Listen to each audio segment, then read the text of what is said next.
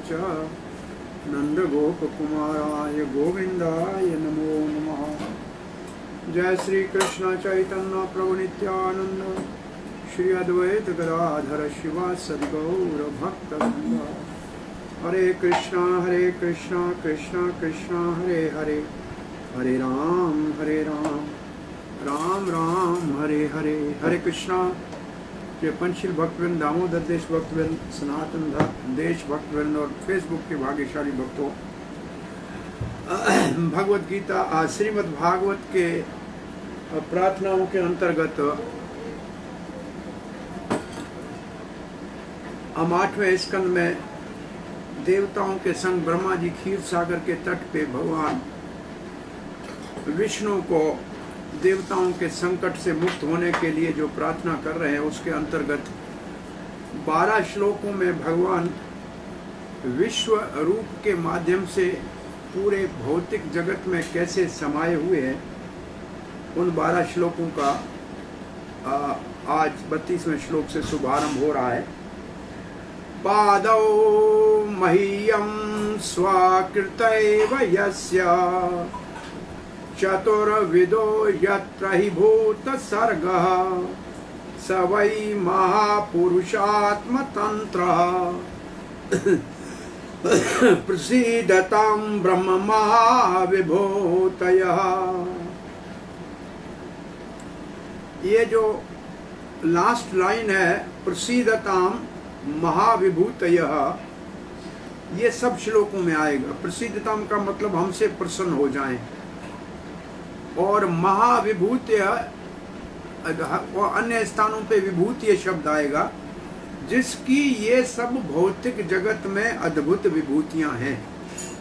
इन विभूतियों के माध्यम से भगवान इस भौतिक जगत में अनुभव किया जा सकता है, प्रविष्ट है। सो प्रसीदतां महाविभूतिय, ये तो बात सब श्लोकों में आएगा। अब इस श्लोक में पाद महिम का अर्थ वैसे पृथ्वी है। पाद का मतलब भगवान के चरण, विराट रूप के चरण है पृथ्वी। स्वकृत एव यस्य चतुर्विधा यत्र ही भूत सर्गो, जिस पृथ्वी के ऊपर 4 प्रकार के प्राणी हैं, अंडे से उत्पन्न होने वाले, जरायुज, अंडाजुज और उद्भुज जैसे वृक्ष हैं, और श्वेतज। तो ये 4 प्रकार से जो जीव उत्पन्न होते हैं वो होते हैं महापुरुष आत्मतंत्र। भगवान जो है उन सब का आधार है। हिंदी का रसास्वादन करना है तो वो भी करते हुए चलते हैं श्रीधर स्वामी के भाव का। उन परमात्मा के द्वारा ही सृष्टि, उस परमात्मा के द्वारा ही सृष्ट पृथ्वी, उनके दोनों पैर हैं, जिस पर जरायुज, अंडज, उद्भुज तथा श्वेतज 4 प्रकार के जीवों का निवास है। वे परम स्वतंत्र तथा महा ऐश्वर्य संपन्न पर ब्रह्म परमात्मा हम पर प्रसन्न हो जाएं, ये भाव है इसका।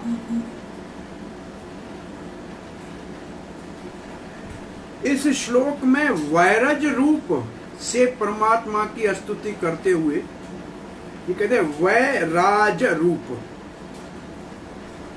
ये वैराज रूप परमात्मा का ये सृष्टि के अंदर है, और 12 श्लोकों में ये प्रार्थना होगी। तो अब हम अपने आचार्यों के भाव को देखते हैं।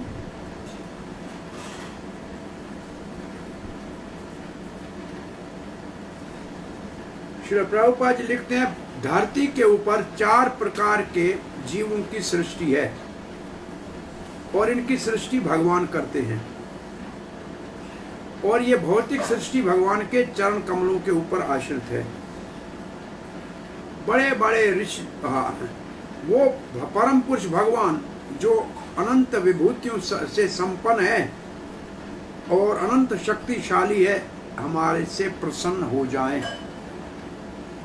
परंतु इसमें एक विशेष बात है, ब्रह्म विभूतियां। इसके ऊपर चक्रवर्ती पाद का बहुत अच्छा तात्पर्य है। कहते हैं वो भगवान जिसकी ब्रह्म एक महान विभूति है। ब्रह्म का मतलब ब्रह्म ज्योति, जो ज्ञानियों का लक्ष्य है, वो एक भगवान की विभूति है। वो भगवान इस भौतिक, वो भगवान अपने विराट रूप के द्वारा, जिसमें सारी विभूतियां समाई हुई हैं, सारी विभूतियां वो विराट रूप में समाई हुई है, और उस विभूतियों के अंतर्गत एक पृथ्वी भी है जो काल के अधीन है। इसका मतलब सृष्टि कुछ समय रहती है, फिर कुछ समय के बाद प्रलय होती है, तो वो काल के अधीन है। और भगवान के चरण कमल इस पृथ्वी की सृष्टि के द्योतक है या उसके सूचक है। और उस पृथ्वी के 4 प्रकार के ऊपर 4 प्रकार के जीवों का सृष्टि होती है। वो भगवान हम देवताओं के ऊपर प्रसन्न हो जाएं। देवता कहते हैं हम आपके विराट रूप को जानते हैं, क्योंकि वो देखने में आता है, देखा जा सकता है संसार में। ऐसे 12 श्लोकों में ब्रह्मा जी प्रार्थना कर रहे हैं भगवान के चरणों को, पृथ्वी को भगवान के विराट रूप के चरणों से जो भगवान के चरण कहते हुए, विराट रूप के चरण पृथ्वी ऐसे कहते हुए। महाविभूति का मतलब है, अर्थ ये है भगवान जिसके महान अनंत विभूतियां हैं, जैसा कि पृथ्वी भी एक विभूति है। वो भगवान हमारे से प्रसन्न हो जाएं। भगवान ब्रह्म का स्वरूप है। इसके लिए एक श्लोक दिया हुआ है 11, 16, 17, 37। पृथ्वी वायु आकाश आप ज्योतिरहम महान विकारः पुरुषो अव्यक्तम रजसत्वम तमः परम अहम एतद् प्रसंख्यानम ज्ञानम तत्व विनिश्चय। भगवान कहता है मेरा रूप है कैसा, जैसे स्वाद है, सुगंध है, स्पर्श है, शब्द है, अहंकार है, मत तत्व है, पृथ्वी है, जल है, अग्नि है, वायु है, आकाश है, 11 इंद्रियां मन सहित, और जीव, और ये प्रकृति, और ये प्रकृति के गुण, ये रजो तमो सतो आदि गुण, और ब्रह्म।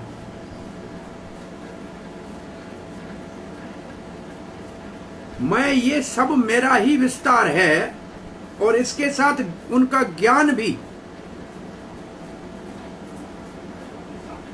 और उस ज्ञान से जो हमारे को विवेक होता है और निर्णय करते हैं, वो भी मुझसे आता है। इस श्लोक में जहां भगवान के इन सब विभूतियों का वर्णन किया गया है, अथवा जिन द्रव्य का वर्णन किया गया है, उसमें परम जो शब्द है वो ब्रह्म का सूचक है। यमुना आचार्य ने अपने स्तोत्र में परात् परम ब्रह्म च विभूतयः, जो परम ब्रह्म है वो भी भगवान की एक विभूति है। भगवान वो आपकी एक विभूति है। श्री जीव गोस्वामी कहते हैं भगवान के विभूतियों में ब्रह्म सबसे बड़ी विभूति है। तो जब ब्रह्म विभूति है बहुत बड़ी महान, तो फिर ये पृथ्वी तो बहुत तुच्छ विभूति हुई। ये बात बताने के लिए ब्रह्म को महान विभूति का वर्णन किया गया है। ये तो भगवान के चरण कमल है, वो तो भगवान के श्री अंग से निकलने वाली कांति है, प्रकाश है। भगवान के चरण भी भगवान की विभूतियां हैं, क्योंकि अर्थ पृथ्वी के रूप में है, और भगवान उसके ऊपर 4 प्रकार की सृष्टि करते हैं। और ये महापुरुष, ये भगवान का विराट रूप है और ये काल के ऊपर आश्रित है। आत्मा तंत्र, आत्मा तंत्र मतलब इसका सारा कार्य काल के वशीभूत है। श्रील प्रभुपाद लिखते हैं मही शब्द जो है, मही महे, तो मही के अंतर्गत 5 तत्व आ जाते हैं।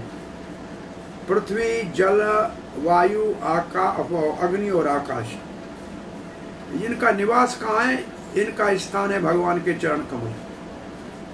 महत पदम पुण्यम यशो मुरारेह, महत पदम पुण्य यशो मुरारेह। ऐसे महत पदम का अर्थ है भगवान के चरण कमल जो महान है, वो पुण्य और यश है वो किसके? मुरारी के। और फिर लिखा है महत तत्व।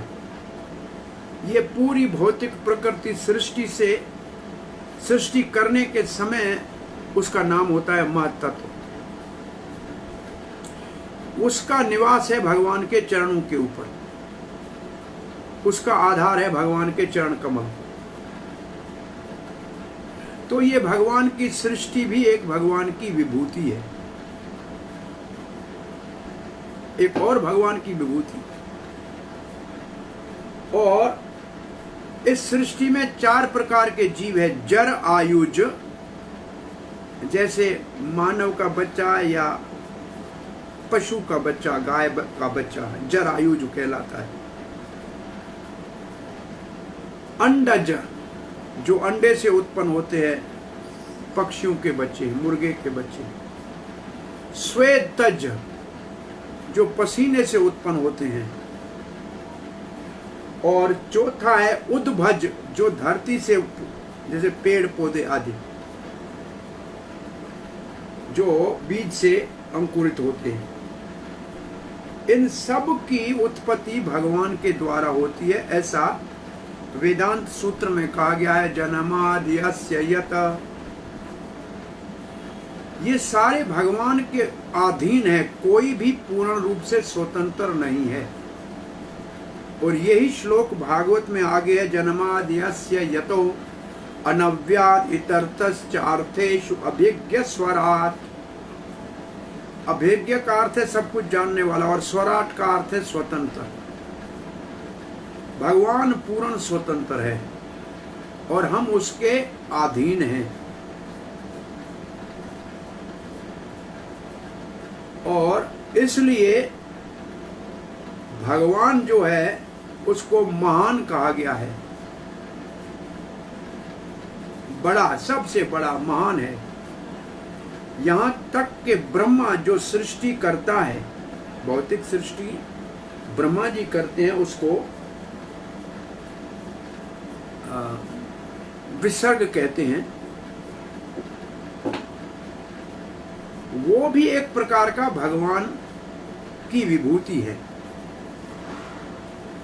अब यहाँ प्रभुपाद जी के तात्पर्य में ब्रह्मा को विभूति कहा गया है, और चक्रवर्ती पाद ने ब्रह्म, जीव गोस्वामी और यमुना आचार्य के आधार पे कहा कि ब्रह्म भी भगवान की सबसे महान और अद्भुत विभूति है। प्रकृति का शुभ आरंभ तो भगवान ही करते हैं अपनी दृष्टि डालकर, परंतु भगवान सृष्टि का भाग नहीं है, सृष्टि का कोई अंग नहीं है, केवल उसका शुभारंभ करते हैं। भगवान तो अपने आदि रूप में रहते हैं, अपने आध्यात्मिक स्थिति में रहते हैं, आध्यात्मिक जगत में रहते हैं। ये भगवान का जो विराट रूप है, इसको विराज मूर्ति कहते हैं। तो ये जो 12 श्लोकों में स्तुति है, ये भगवान के विराज रूप की स्तुति है। और जो भगवान के श्याम सुंदर रूप तक अभी तक भक्ति के माध्यम से नहीं पहुंच पाए हैं, वो भगवान के विराट रूप को ही महान मानते हैं। और देवता यहाँ उस दृष्टिकोण से विराज पुरुष विश्वरूप की उपासना कर रहे हैं। 33वां श्लोक पढ़ रहे हैं। अम्बस्तु यद्रेत उदार वीर्यम सिद्ध्यन्ति जीवन्ति उत वर्धमानाः लोकायतो अथाखिल लोकपालाः प्रसीदतां नः समाविभूतियः। प्रसीदतां न का मतलब हमसे, प्रसीदतां का मतलब प्रसन्न हो जाए। समाविभूति ही, वो महाविभूतियां, जिस व्यक्ति की ये महान विभूतियां हैं वो हमसे प्रसन्न हो जाए। तो पृथ्वी के बाद अम्बस की बात करते हैं। अम्ब कहते हैं जल। जितना भी जल जहां भी है, समुद्र में हो या सरोवर में हो या किसी और लोक में हो या इस लोक में हो या सब लोकों में हो, यत रेतस, वो भगवान का रेतस है। कहीं कहीं शास्त्र में उसको भगवान का पसीना कहा गया है और कहीं उसको रेतस कहा गया है। वो कैसा जल है? उदार वीर्य है, बहुत शक्तिशाली है। सिद्धंती जीवंती, जितने जीवों की उत्पत्ति है उसके पीछे जल अति आवश्यक है। जल ही जीवन है, बिना जल के कोई नहीं जी सकता। वास्तव में वर्धमान, और जल के कारण ही सबकी वृद्धि होती है, फलते फूलते हैं। लोका, तीनों लोक और उनके लोकपाल, और सारे ही उनके अधिपति देवता पूरे विश्व में। भगवान वो हमसे प्रसन्न हो। सारी भौतिक प्रकृति जल से प्रकट हुई है। वैसे भी गर्भोदक्षाई विष्णु अपने पसीने से, अपने शरीर से जल को प्रकट करके उसके ऊपर शयन करते हैं, और उसी के अंदर से ही ये कमल का डंडा और उसके ऊपर कमल और ब्रह्मा और उसके अंदर 14 भुवन, जिसको 3 लोक भी कहते हैं, उसकी उत्पत्ति होती है। और ये सारा जलाशय जो जीवों की उत्पत्ति का, उनके जीवन का आधार है, वो भगवान का रेतस है। इसलिए ऐसे शक्तिशाली भगवान के इस जल जो जीवन का आधार है, जो भगवान की विभूति एक और है, ऐसे भगवान को हम प्रणाम करते हैं। तो अब ये 12 श्लोकों में जो जो तत्व आएगा वो भगवान विराट रूप के किसी अंग से या किसी अंश से उत्पन्न होता है, ऐसे बताया जाएगा। और ये सारी भगवान की विभूतियां हैं, ऐसे बताया जाएगा। जो महान विभूतियों के स्वामी भगवान है, जिनका रेतस जल के रूप में बड़ा शक्तिशाली है और जीवों की उत्पत्ति, रक्षा और सब लोक और लोकपालों का पालन पोषण करता है और उनकी जीवन में वृद्धि करता है, वो भगवान हमसे प्रसन्न हो।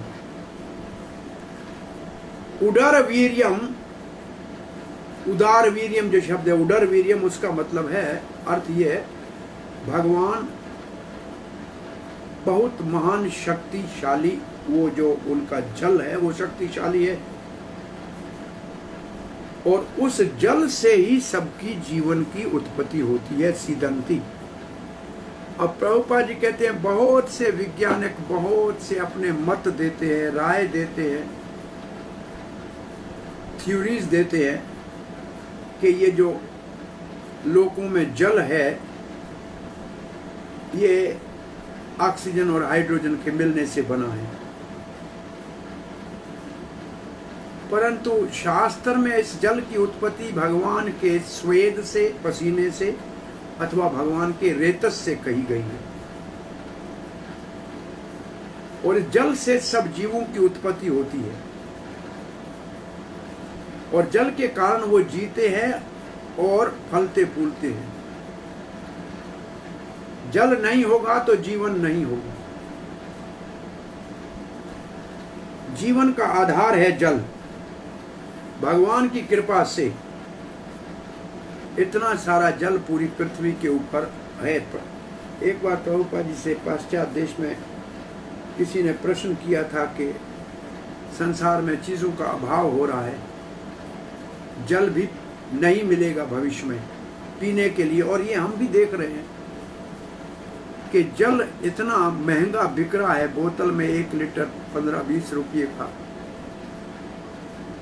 ये सोचा कभी नहीं था हमने।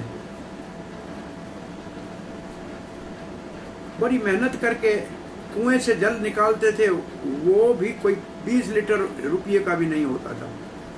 वो उसकी जल की कीमत नहीं थी, उनकी मजदूरी थी। तो प्रभुपाद ने कहा नहीं, कभी भी जल का अभाव नहीं होगा, क्योंकि भगवान ने पूरी पृथ्वी के ऊपर 3/4 समुद्र के रूप में नमक डाल के जल को सुरक्षित रखा है, और ये कभी समाप्त नहीं होगा। आपके पीने के लिए अभाव इसलिए होगा क्योंकि आप यज्ञ नहीं करोगे, संकीर्तन, तो समय के ऊपर बादल बन के वर्षा नहीं होगी, तो फिर जल का अभाव आपके लिए हो सकता है, लेकिन प्रकृति में कभी कम नहीं होगा। जहां भगवान की लोग प्रेम पूर्वक सेवा भक्ति करते हैं, संकीर्तन यज्ञ करते हैं, समय के साथ वर्षा भी होगी, समय के साथ ऋतुएं भी बदलेंगी, किसी चीज का कभी कोई अभाव नहीं हो सकता है। प्रभुपाद जी कहा करते थे कि मैं पूरे विश्व में भ्रमण करके देखा कि इतनी धरती खाली पड़ी है, जितने आज संख्या है जनसंख्या, इससे 10 गुना और जनसंख्या का पालन पोषण हो सकता है। और ये तो कई बार हमने सुना और देखा भी है कि अनाज इतना उत्पन्न होता है देशों में कि खा नहीं सकते हैं, समुद्र में डाल देते हैं कि उसका भाव कम ना हो जाए। तो ये सारा व्यवस्था बिगड़ी हुई है, भगवान की तरफ से अभाव नहीं है। हाँ, पृथ्वी सारे जीवों के बीज जिसके द्वारा उनकी आजीविका चलती है, उनको छुपा लेती है जब राजा दुष्ट असुर हो जाते हैं, और प्रजा उनकी अनुयायी भी ऐसी दुष्ट होती है, तो सब चीजें का अभाव होता है। परंतु वास्तव में भगवान की तरफ से अभाव नहीं है, हमारे अपने कर्मों के कारण अभाव होता है। तो आगे के श्लोक में सोमम मनो यस्य समानन्ति देव्यो कसाम्यो बलम अंधयायुः ईशो नगानां प्रजनः प्रजानां प्रसीदतां न समाविभूतयः। सोमम चंद्रमा, मनसो यस्य, जिस भगवान का मन है, चंद्रमा मनसो जाता, ऐसे कहा जाता है, चंद्रमा भगवान के मन से उत्पन्न हुआ है। वैसे चंद्रमा अत्रि और अनुसुईया के पुत्र के रूप में प्रकट भी होता है। तो यहां लिखा है सोमम मनसो यस्य, उस भगवान जिसका चंद्रमा मन है, समानंती, ऐसा सब लोग मानते हैं विद्वान। क्या करता है चंद्रमा? देव्य ओकसाम, दिव्य लोक देवताओं के लिए, ओकसाम का मतलब रहने वाले, दिव्य का मतलब दिव्य लोक में देवता। यो बलम, उनको शक्ति देता है चंद्रमा। अंधा, अन्न देता है। आयु, उनकी आयु बढ़ाता है।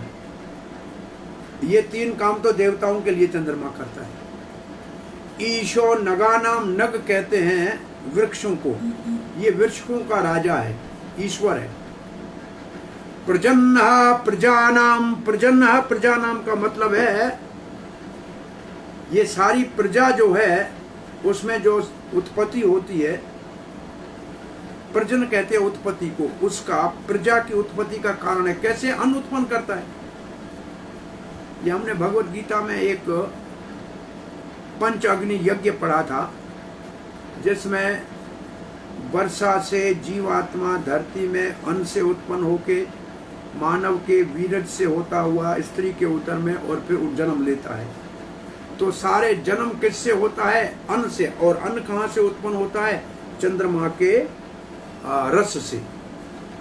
सोमो रसात्मकः पचामी अनम, ये भगवद गीता में भी लिखा है कि मैं चंद्रमा के रूप में रस से अमृत बरसाता हूं, जिससे ये औषधियों में रस आता है। तो इस श्लोक का अर्थ हुआ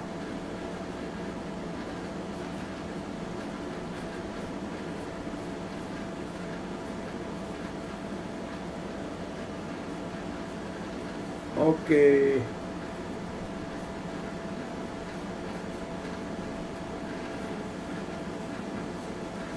ये हमने जो पहले पढ़ा था उसका हिंदी सामने पढ़ा है तो पढ़ लेता हूँ। ये परम शक्तिशाली जल जिन श्री भगवान का रेतस है, उसी से तीनों लोक और उनके लोकपाल उत्पन्न होते हैं, बढ़ते हैं और जीवित रहते हैं। वे महा ऐश्वर्यशाली परम ब्रह्म मुझ पर हम पर प्रसन्न हुए। और अब पढ़ रहे हैं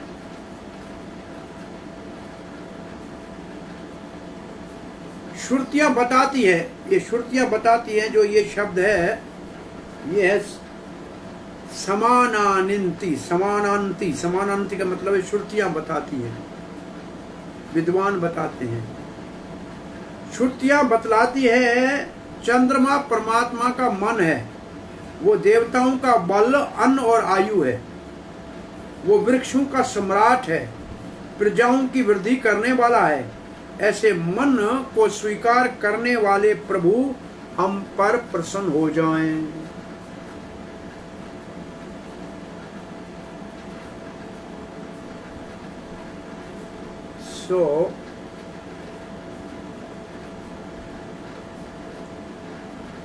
श्री प्रभुपाद लिखते हैं चंद्रमा जो अन्न के उत्पादन का कारण है, बल का कारण है और आजीविका देवताओं की बढ़ाने वाला है। तो ये चंद्रमा देवलोकसाम, देवलोक के 3 कार्य करता है। उनकी आवश्यकता जो वो खाते हैं, जो उनमें बल है और जो उनका जीवन है, वो चंद्रमा के वो सोम रस पीते हैं, इसलिए वो अमृत है। चंद्रमा अमृत बरसता है चंद्रमा से। वो वनस्पतियों के राजा है, नगा नाम का मतलब वनस्पति वृक्ष, और वो जीवों की उत्पत्ति में सहायक हैं। और प्रभुपाद जी वो जो शब्द है जिसको श्रुतियां कहा गया है, ये शब्द है समानंती। समानंती मतलब जो मानते हैं। कौन मानते हैं? जो सन्मान्य व्यक्ति, बुद्धिमान व्यक्ति। प्रभुपाद लिखते हैं जो बड़े बड़े विद्वान हैं वो मन को भगवान का चंद्रमा को भगवान का मन मानते हैं। वो भगवान जो चंद्रमा को अपने विभूति के रूप में स्वीकार करते हैं, हमसे प्रसन्न हो जाए। वो महान में विभूतियों के मालिक भगवान, जिनको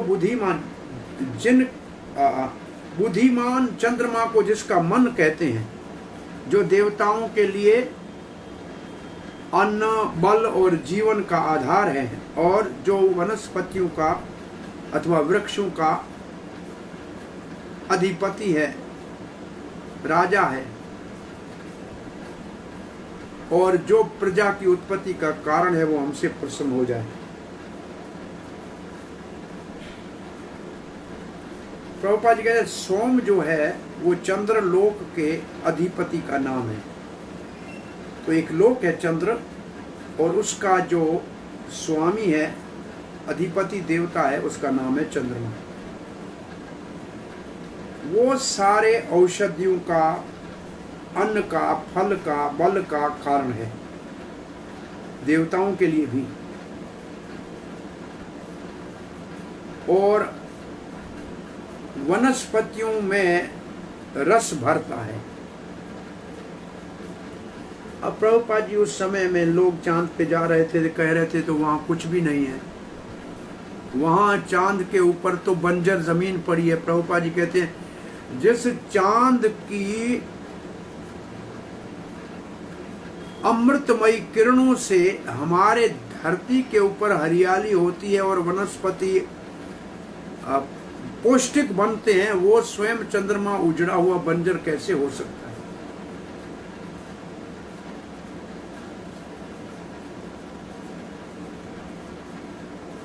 ये जो चंद्र का प्रकाश है, शीतलता जो उसके अंदर है, वही तो अमृत है, शक्तिशाली जो है बल है, जो सारे वनस्पतियों को मिलता है। तो हम ये मान लें कि चंद्रमा के ऊपर डेजर्ट है, वहाँ कोई सूखा पड़ा हुआ है, बंजर जमीन पड़ी है, ये मानना ठीक नहीं है। लोग तो चंद्रलोक में भोग करने जाते हैं, सोमरस पीते हैं, जो पितृयान मार्ग से जाते हैं वो चंद्रलोक में ही तो जाते हैं, जहाँ सोमरस मिलता है, जहाँ बहुत बड़ा भोग है, तो वो कैसे बंजर होगा? आगे के श्लोक पढ़ते हैं। अग्निर्मुखम यस्य तु जात वेदा जात क्रियाकांड निमित्त जनमा अंतः समुद्रे अनुपचन स्वधातुम प्रसीदताम न समा विभूतयः।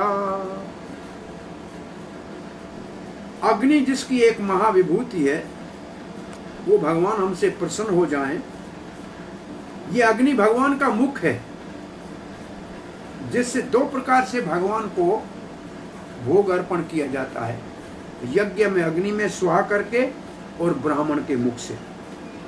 दो प्रकार से भगवान हमारा दिया हुआ निवेद्य स्वीकार करते हैं। तो अग्निर्मुखम यस्य, उस भगवान का अग्नि मुख है, विराट रूप के मुख से अग्नि निकली है, इसका अर्थ ये है। और जात वेदा का अर्थ है जीवन के लिए जो अर्थ की आवश्यकता है, धन की आवश्यकता है, वो अग्नि से उत्पन्न होता है। कैसे? बोला जात क्रिया कांड निमित्त जन्मा। और ये जितना वेदों में कर्म कांड है, जिसके द्वारा पूजा करके धन धान्य और स्वर्ग आदि प्राप्त किया जाता है, उसका कारण तो अग्नि है, उसके द्वारा तो ये सब होता है। निमित्त जन्मा,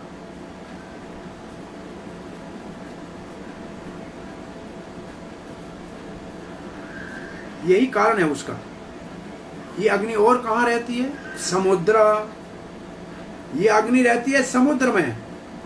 समुद्र, उधर उस अग्नि का नाम है बड़बा अग्नि, बड़बा अग्नि। और दूसरी ये अग्नि रहती है अनुपचन स्वधातु, वो हमारे पेट में रहती है जठरा अग्नि, जो हमारे भोजन को पकाती है। तो ये अग्नि के जो कार्य है उनका वर्णन है।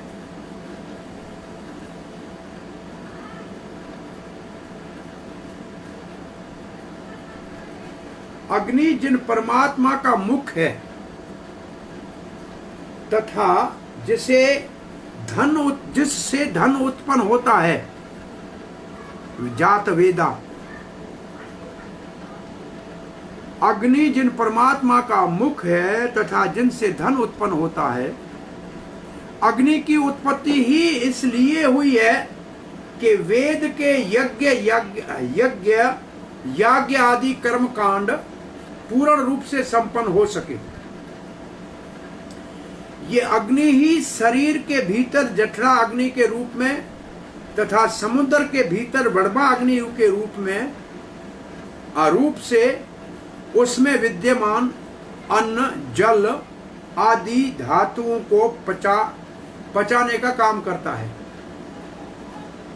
सभी द्रव्यों की उत्पत्ति भी उसी से होती है। ऐसे परम ऐश्वर्यशाली परमात्मा हम पर प्रसन्न हो।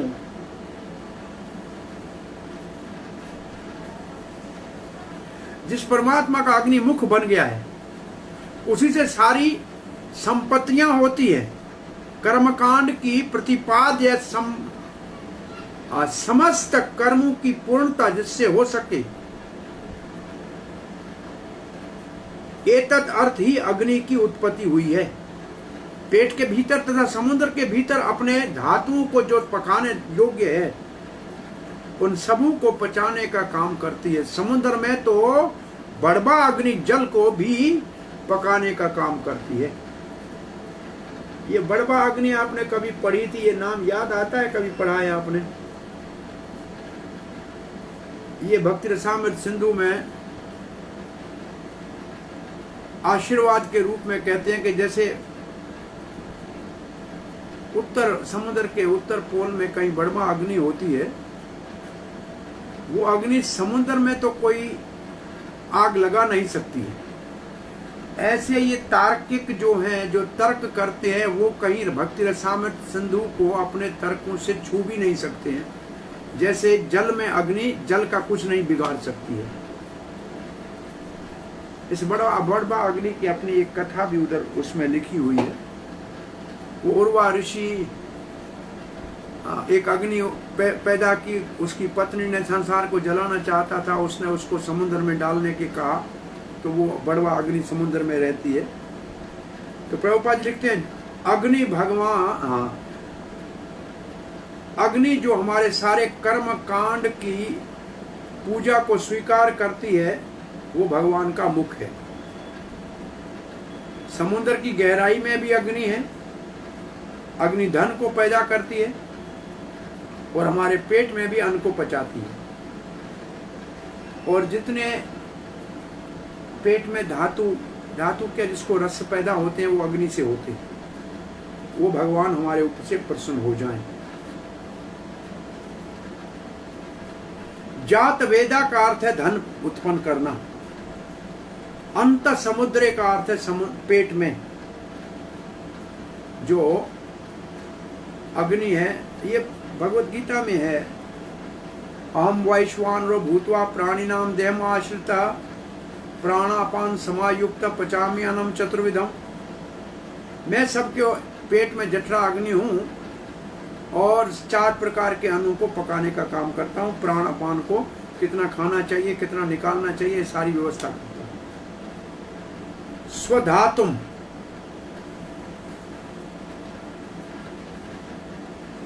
और बड़वा अग्नि के रूप में जल को भी गर्म कर दे। ये समुद्र के नीचे है। अब आगे पढ़ते हैं, ये चक्षु आसीत तरणीय देवयानम त्रयीमयो ब्रह्मण एष धिष्णयम् द्वारम च मुक्ते अमृतम च मृत्यु प्रसीदताम न समहा विभूतिया। यह चक्षु जिस भगवान की चक्षु है, कौन आसीत तरणई, तरणई कहते सूर्य को। सूर्य भगवान की आंख है। और देवयानम, देवयानम ये 8वें अध्याय भगवत गीता में प्राणी के संसार से जाने के 2 रास्ते हैं, पितृयान और देवयान। तो जो देवयान मार्ग है उसमें सूर्य मुख्य देवता है जो उसको ब्रह्म तक ले जाता है, जहां से वापस नहीं आता है। तो ये देवयान मार्ग का नाम है। त्रियमयो, तीनों वेदों का, त्रिमयो मतलब तीनों वेद जिनके द्वारा कर्म कांड की पूजा होती है। ब्राह्मण एष धिष्ण्यम, ब्राह्मण परम सत्य, और धिष्ण्यम जहां उसका अनुभूति किया जाए। द्वारम च मुक्ति, ये मुक्ति का द्वार है, क्योंकि देवयान है जो मुक्ति का मार्ग है, जहां से कोई वापस नहीं आता है। ये अमृतम है क्योंकि वो अमृत पद को प्राप्त कराता है, वहां से कोई वापस नहीं आता है। और ये मृत्यु है, कैसे काल के, काल क्या है, चाहे ये सूर्य तो है जो समय को चलाता है, दिन रात इसकी वजह से होता है, तो ये काल भी है, ये मृत्यु है। प्रसीदताम न समा विभूतिया, ये महाविभूति का स्वामी भगवान हम सबसे प्रसन्न हो जाएं।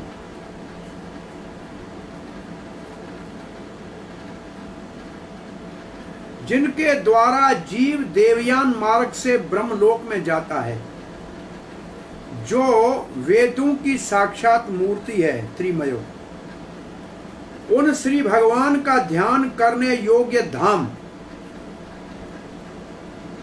पुण्य लोक स्वरूप होने के कारण जो मुक्ति के द्वार हैं एवं अमृत है, तथा काल रूप होने के कारण मृत्यु भी है, ऐसे सूर्य जिसके नेत्र है, वो परमात्मा हम पर प्रसन्न हो जाएं। देखिए, प्रार्थना की जा रही है भगवान की, और की जा रही है उनकी विभूतियों के माध्यम से, और वो विभूतियां इस भौतिक जगत में जिसको हम सब देख सकते हैं।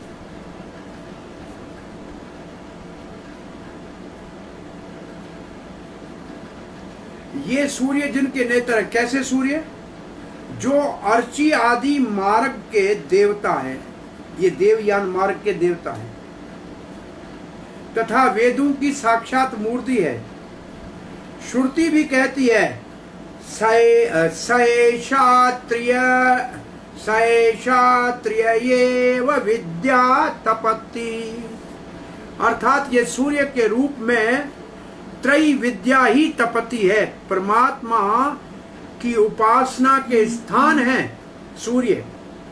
श्रुति कहती है येषो अंतरादित्यो हिरण्यमय पुरुष तपति, अर्थात जो आदित्य मंडल के भीतर हिरण्यमय पुरुष चमकते हैं, हिरण्य में मतलब प्रकाश, स्वर्ण प्रकाश चमकते हैं, वो सूर्य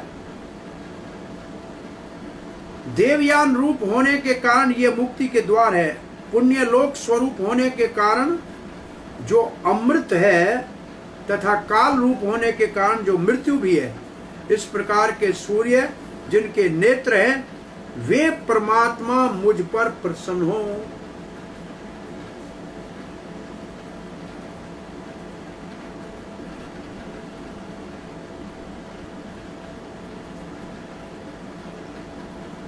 ओके, श्री प्रभुपाद जी लिखते हैं सूर्य देव मुक्ति का मार्ग है, उसको अर्ची आदि वर्तमा कहते हैं। देवयान मार्ग कहते हैं अर्ची आदि वर्तमा। इस रास्ते से जाने वाला वापस नहीं आता है। और सूर्य सारे वेदों को समझने का सहारा है।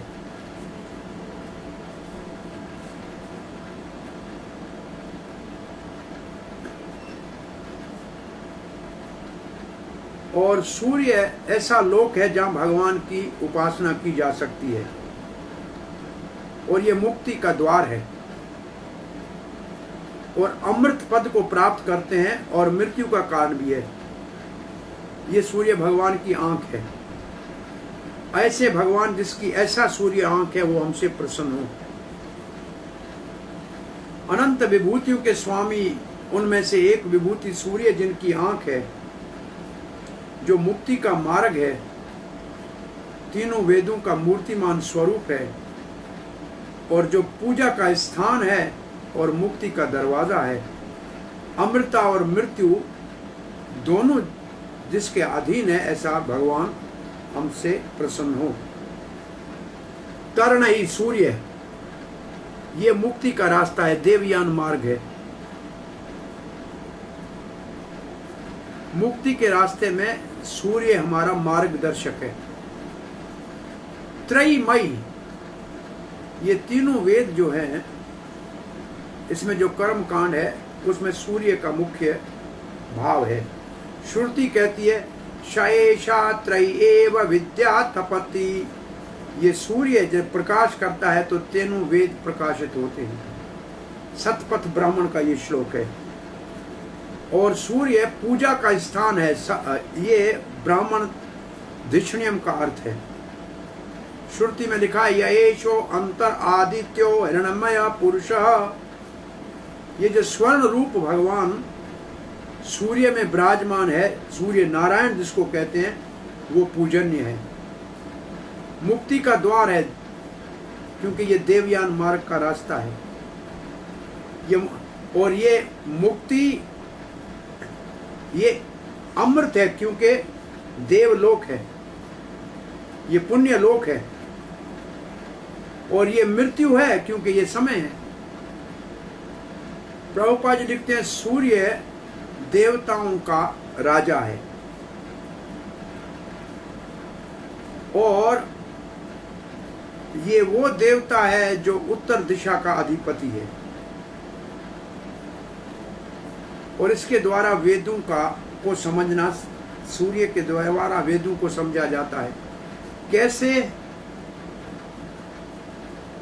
वो जब प्रकाश देता है तब सब दुनिया दिखती है, तभी पढ़ सकते हैं, तब भी सेवा कर सकते हैं। अब ब्रह्म संहिता का प्रसिद्ध श्लोक प्रभुपाद ने दिया, यचक्षुरेश सविता सकल ग्रहाणाम। यचक्षु एश, वो भगवान की आंख है, गोविंद की। सविता उसको कहते हैं, सूर्य कहते हैं। सकल ग्रहाणाम, जितने भी ग्रह हैं उनका राजा है। राजा समस्त सुर मूर्तिरशेष तेजा, जितने देव है लोक है उन सब का ये राजा है सूर्य, और इसका अशेष तेज है। अशेष का मतलब पूर्ण तेज है। यस्य आज्ञा भ्रमति संब्रह्म काल चक्रो, जिस भगवान की आज्ञा से ये चलता रहता है और काल चक्र दिन रात चलता रहता है। गोविंदमादि पुरुषम तमहम भजामि।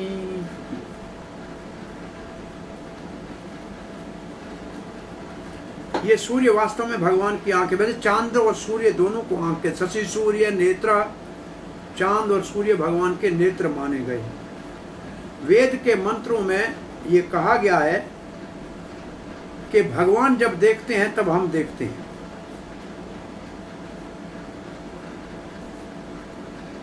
तो भगवान कैसे देखते हैं? भगवान की आंख है सूर्य, उससे हम, वो जब खुलती है भगवान की आंख, सूर्य उगता है, तब हम दुनिया देखते हैं।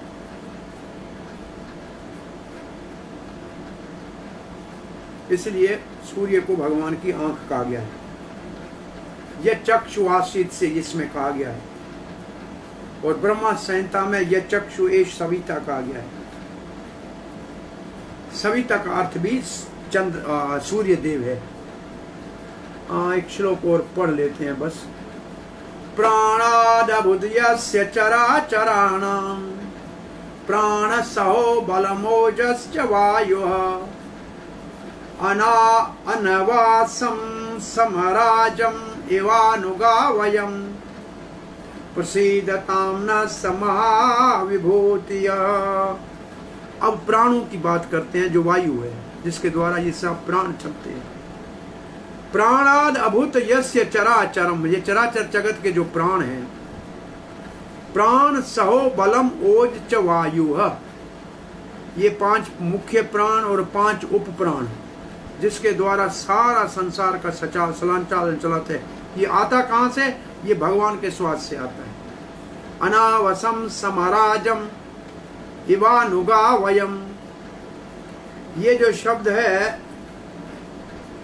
बल ओज सब वहां से आता है। ये वायु अनवासम, उसके हम उसके पीछे चलते हैं। किसके? जिसका ये प्राण है उसके पीछे चलते हैं। समराजम, जैसे वो राजा हो, वो शहंशाह हो, वो सम्राट हो। एव अनुगा, हम उसके पीछे चलते हैं। देवता कहते हैं वयम, हम उसके पीछे चलते हैं। वो भगवान हमसे प्रसन्न हो जाए।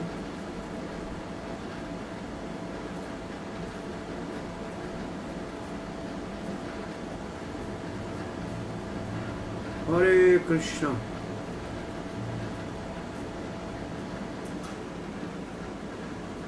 और सूर्य हो गया। अच्छा जी, जिस परमात्मा के ही प्राण से संपूर्ण चराचर के प्राण तथा उन्हें मानसिक, शारीरिक और इंद्रियक संबंधी बल देने वाला वायु प्रकट हुआ है। तो बात क्या कही जा रही है? भगवान के श्वास से, जिस परमात्मा के ही प्राण से, प्राण मतलब सांस, संपूर्ण चराचर के प्राण तथा उन्हें मानसिक, शारीरिक और इंद्रिय संबंधी बल देने वाला वायु प्रकट हुआ है। वो वायु सम्राट है, और हम सभी इंद्रियों के अधिष्ठात्र देवता, हमारे इंद्रियों में एक एक देवता है। इंद्रियों के अधिष्ठात्र देवता उसके अनुचर है। क्योंकि प्राण है, शरीर है, तो हम देवता काम कर सकते हैं। अगर प्राण ही नहीं है, निकल गया, तो हम देवता क्या करें? तो हम उसके अनुचर हैं। इस प्रकार से परम ऐश्वर्यशाली भगवान हम पर प्रसन्न हो। किस प्रकार के वायु? जो वायु चराचर के जो वायु चराचर के सह आदि वाला है। जिस प्राण के बुद्धि आदि के अधिष्ठात देवता उसी तरह से अनुसरण करते हैं जैसे भृत्य मतलब नौकर सेवक सम्राट का अनुसरण करते हैं। ये हमारे अंतःकरण का देवता है, बुद्धि का देवता है, हाथ का देवता इंद्र है। तो हमारी हर इंद्री के ऊपर शरीर की एक देवता है। इस प्रकार का वायु जिस परमात्मा के प्राण से उत्पन्न हुआ है वे हम पर प्रसन्न हो जाएं।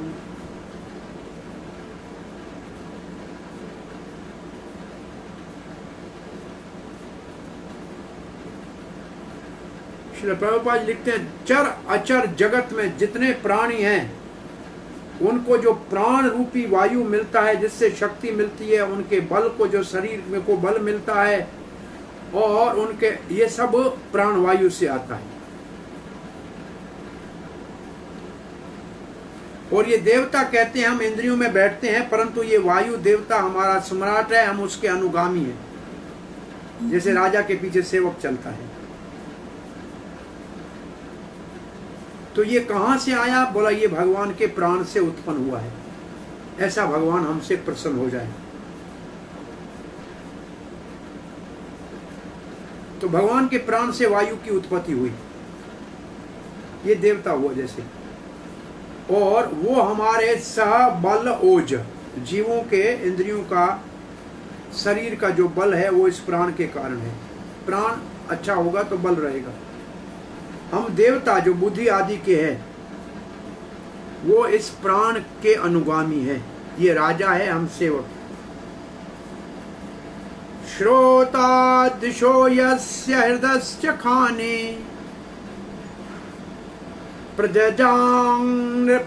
प्रजजां रेखम पुरुषस्य नाभय प्राणेन्द्रियात्मासु शरीर खेत प्रसीदताम न समा विभूतिया। ये जो श्रोत आदि कान, ये दिशो यस्य जिसकी दिशाएं हैं, कान भगवान की दिशाएं हैं। हृदय च खानी, और भगवान के हृदय में जो खाली जगह है खानी, प्रजन्य वहां से सृष्टि होती है। किसकी? खम आकाश। आकाश कहां से आता है? भगवान की नाभि से। तो ये श्लोक कल पढ़ेंगे, मैं समझता हूं समय हो रहा है। ओके, हरे कृष्ण। श्लोक का हिंदी अनुवाद आपको बता देते हैं। ये 48 श्लोक पर पहुंच गए हम। जिसके कानों से दिशाएं और हृदय से इंद्रियां उत्पन्न हुई, नाभि से आकाश उत्पन्न हुआ, जो पांचों प्राणों प्राण अपान समान व्यान और उदान, 10 इंद्रियों मन आसु। आसु क्या है? ये भी प्राण को कहते हैं। ये 5 है उपप्राण, नाग, कूर्मा, किरकर, देवदत्त और धनंजय, एवं शरीर का आश्रय है। हे परम ऐश्वर्यशाली भगवान, हम पर प्रसन्न हो।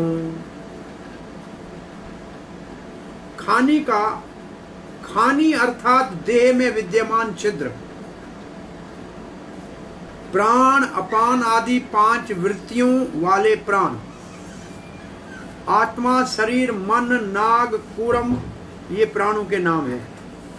तथा शरीर, इन सबों का आश्रयभूत आकाश, इन सब का आश्रयभूत आकाश, जिनकी नाभि से उत्पन्न हुआ है, वे महाऐश्वर्यशाली परमात्मा हम पर। तो भगवान की नाभि से आकाश और आकाश से ये सब प्राण, ये इसका वर्णन है। अब आपका कोई प्रश्न जिज्ञासा है तो पूछ लीजिए। यहाँ आज की कथा पूर्णाहुति पे पहुँचती है। हरे कृष्णा प्रभु जी। जी नंद गोकुलेश दास बोलिए, द्वारका वाले। हाँ आप प्रभु जी। हाँ ये प्रभु जी, आप जैसा आपने बताया ना कि जो भी क्रियाएं होती है वो सब सूर्य देवता के द्वारा, सूर्य के द्वारा क्रियाएं होती है। तो कोई मृत्यु होता है, यदि वो नाइट में उसका वो देह होता है, उसकी हो जाती है। वो पितृयान मार्ग में जाएगा, वो पितृयान मार्ग से जाएगा।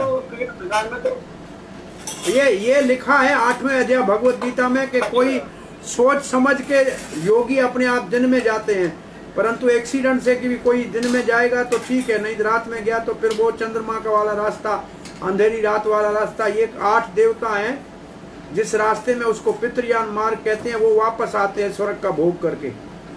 और जिसमें 12 देवता हैं उसमें सूर्य मुख्य देवता है, वो जाते हैं ब्रह्म तक, वापस नहीं आते हैं। तो इसको देवयान मार्ग कहते हैं और वापस आने वाले को पितृयान मार्ग कहते हैं। परंतु फिर लिखा है भगवान के भक्तों का इन दोनों की चिंता करने की जरूरत नहीं है। उनको तो भगवान स्वयं लेने आते हैं। उनको न देवयान मार्ग से जाना है न पितृयान मार्ग से जाना है। हरे कृष्णा। क्वेश्चन, जैसे मान लीजिए जैसे कोई जब मतलब आपका आवाज कट रहा है, आपका आवाज सही नहीं आ रहा है, आपका आवाज कट रहा है। आपकी आवाज आ रही है? आवाज कट रही है प्रभु, आवाज कट रही है, आवाज कट रही है आपकी। ये हरे कृष्णा। नहीं आ रही प्रभु जी। हरे कृष्णा। हाँ जी। अब आगे